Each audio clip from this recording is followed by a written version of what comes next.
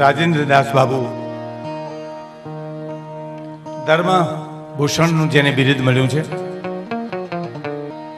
કે પરબ અને સુતારિયા, એકમાં સેવાદાસ બાપુનું ભજન પીડ્યું છે ને એકમાં મંગલનાથ બાપુનું ભજન પીડ્યું છે. સાહેબ, બે પરંપરા આજે અહીંયા એકત્રિત થઈ છે. સેવાદાસ બાપુ રામસાગર પર ભજન ગાતા, અને હું ન ભૂલતો હું તો હું કવિ દાદ તખદાન દાન અલગારી. એકવાર અમે માનપુર ગયા હતા મેંદરડા પાસે બાપુને સાંભળવા માટે. છેલ્લી સંતવાણી એની અમે સાંભળી. અહીંયા મારા ઘણા મિત્રો છે, અમરીશભાઈ આવા છે, બોદરભાઈ છે, બધા ડેરભાઈ છે. એક એક ના નામ લઉં તો મારા સ્નેહી છે. અમરીશભાઈના પિતાજી જેપી ડેર મારા ખાસ મિત્ર, અને જ્યારે બોર્ડિંગમાં ભણતા ત્યારે એ પણ બહુ સારું ગાતા. અમે એમને સાંભળવા ગયા ભજનમાં, એની છેલ્લી સંતવાણી સાંભળજો મિત્રો.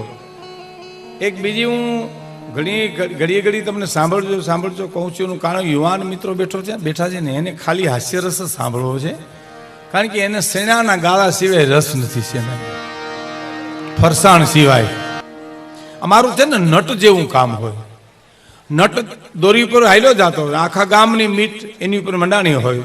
ગોળ બદાડિયા નટ બજાણિયા રમવા આવે ને એટલે આમ નટ વયો જાય. આખા ગામની મીટ મંડાણી હોય, પણ નટ જો એની નજર ચૂકી જાય ને તો દોરી હેઠો આવે. એમ અમારું નટના જેવું કામકાજ હોય. સંકલન તૂટે તો એ કાંઈ નું કાંઈ એમ આવે. દાખલા તરીકે હું તમને એક દાખલો આપું.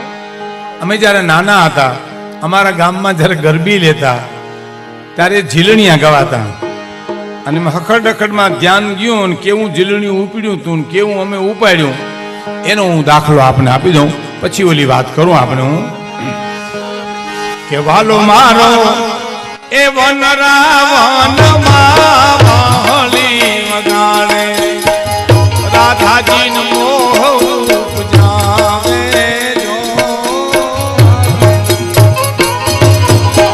એ વાલો મારો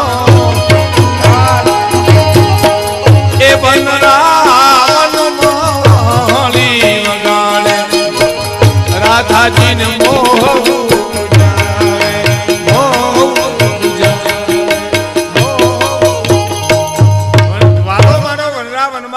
વગાડે અને રાધાજીને મોહ ઉપજાવે. હવે અમે યારે રમતા હતા, ઝીલતા હતા, પણ એમાં હખડખડમાં ધ્યાન ગયું ને એમાં સલતી ઉપડી ગઈ. એક ભાઈ મને કે હું ઉપડ્યું? મેં કીધું મને કાંઈ ખબર નથી, ઝીલવું તો જોઈએ ને. હવે હું ઉપડ્યું તો અમે હું ઉપાડ કર્યો. લ્યો કે વાલો મારો એ રાધાજીના કાનમાં વાહલી વગાડે. વનમાં એટલે કાનમાં. અને વાલો મારો મોહ મુસ્કાવે. એ મોહ ક્યાં મોહ ઉપજાવે અને ક્યાં મોહ મુસ્કાવી, આવી દિશા થાય છે. અને તમારું સાંભળવામાં સંકલન તૂટે તો તમારી દિશા ખરાબ થાય, એ તમને કહી દઉં. એક ગામની મારી પાસે 10 બાઈઓ ડોશી માની કે મહારાજ કથા બહુ સારી વાંચે છે, તમે સાંભળવા આવતા નથી મારી? તો કે ના મને કથામાં નો મજા આવે. કે અરે 60 વર્ષને કાંઠે ફૂગીને તને કથામાં નો મજા આવે? નહીં, મને તો મહારાજ હારા વાણીના ગા કરતા હોય, હારો પ્રસાદ હોય. અમુક તો પ્રસાદ હારુંથી ને જ આવે. એમાં ખાસ સત્યનારાયણની કથા લ્યો. સત્યનારાયણની કથા એટલે પ્રસાદની જ કથા છે. લ્યો, હા, એમાં તો કરુણા બહુ હોય. એ સાંભળવા આવે ને સત્યનારાયણની કથા, એ હોકારા કરુણ દી હાવ. અરે રે, હજી તો કઠિયારો આવ્યો એમ, શીરો કઈ આવે. અરે રે, હજી તો કલાવતી આવે.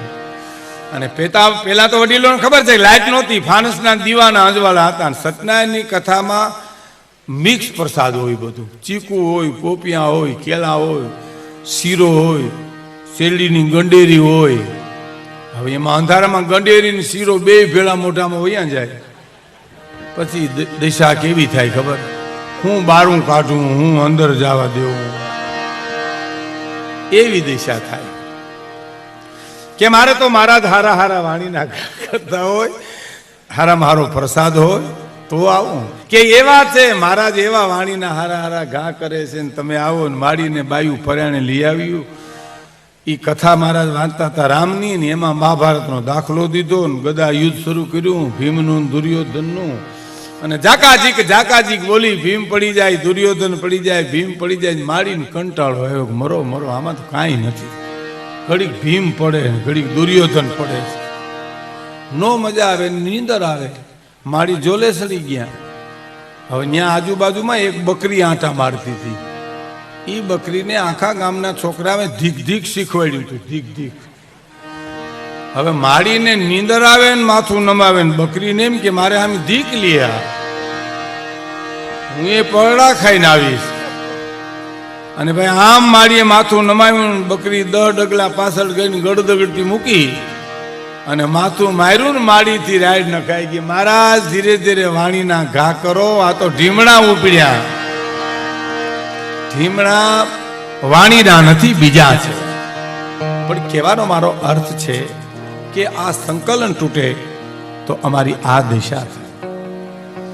પણ પાયામાં મંગલનાથ બાપુ છે, કરશન ભગત છે, પાયામાં શિવાદાસ બાપુ છે, પરબની પરાણકા છે. આપણો દેશ ભજનનો દેશ છે સાહેબ, ટુકડાનો દેશ છે. એટલે આપણે ત્યાં કીધું છે કે હરિની હાટડીએ મારે રોજ હરિની હાટડીએ મારે રોજનું હટાણ જોયું નહીં મેં તો કોઈ દી જાણું કે કટાણ હાટડીએ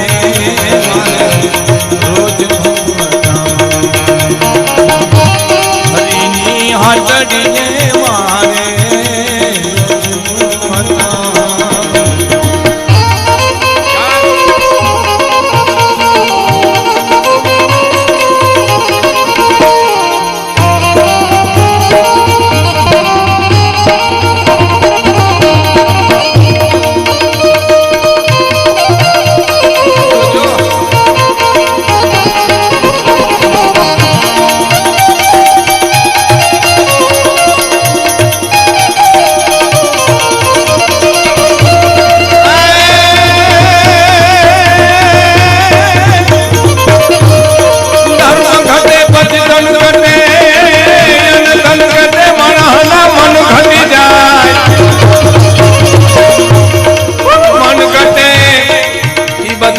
માન ઘટે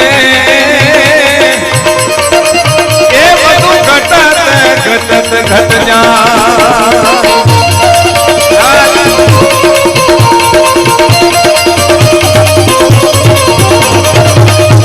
જોયું નહીં મેં તો કોઈ દી જાણું કે ઘટાણું હરિની હાથડીએ મારે રોજ હું હરિની હાથડીએ મારે રોજનું હતા.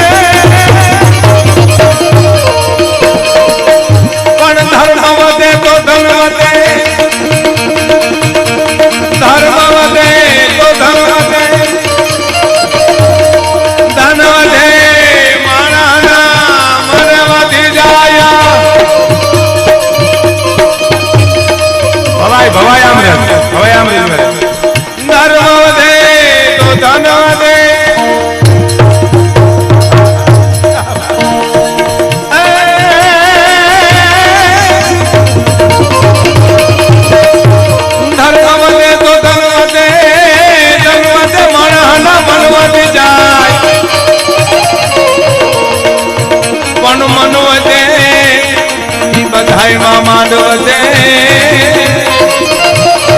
એ બધું વધત વધ જાય જોયું નહીં મેં તો કોઈ દી જાણું કે કટાણું શ્રીની હાથડી રોજનું હરીની હાથડીને મારે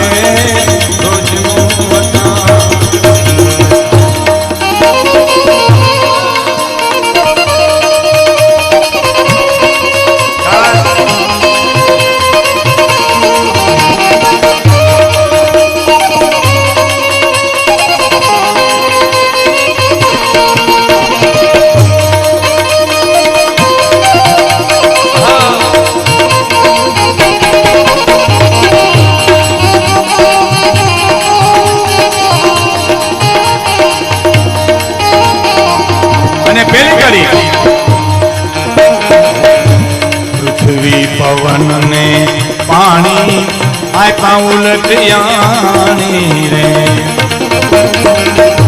પૃથ્વી પવન ને પાણી આપ્યા ઉલટિયાણી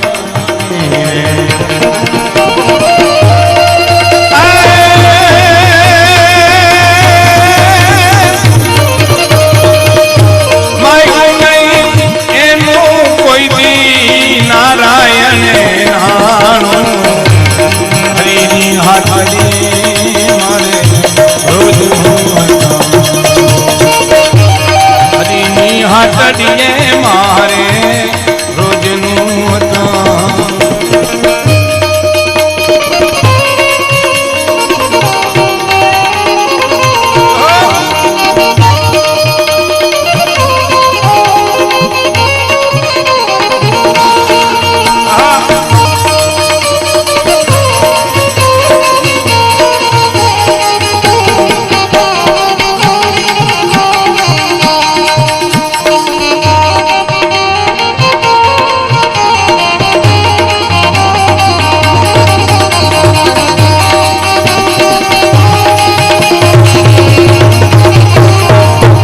પૃથ્વી પવન ને પાણી આપ્યા ઉલટાણી આ રચના બહુ સરસ છે પણ એક વાત પૂજ્ય બાપુ એ મને કીધું છે એ રજૂ કરવું છે પણ ઓલી વાત અધૂરી જ્યાં સુધી હું નહીં કરું ત્યાં સુધી મને તાવ આવશે મને મરી માંદો પડી જાય એટલે મારે ત્યાં સુધી ઘડી થઈ જાઓ પછી આપણે સીન રાત છે અને પછી એના માટે બીજા દોરમાં આપણે જેટલી ગોર કરવી એટલી કરજો હું માતાજીના ભેલિયા ગાય જેટલા ઘોર કરવાય છે એટલા પણ એક વાત મારે મૂકી છે ત્યાંથી રજૂ કરવી છે અને પરમ પૂજ્ય રાજેન્દ્રદાસ બાપુની એક આજ્ઞા છે એ અનુસંધાન છે એટલે મારે આપના સામે એ પ્રસંગ રજૂ કરવો છે હવે ભલે રહ્યું એટલું ભલે રહ્યું કાંઈ વાંધો નહીં પછી પ્લીઝ ઘડી એક 15-20 મિનિટ પછી પાછો આપણે ગાળો બદલશું આપણે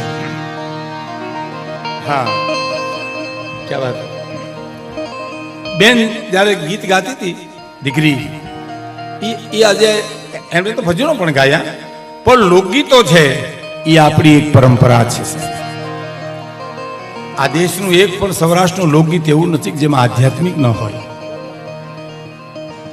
એ પરંપરા હું રજૂ કરી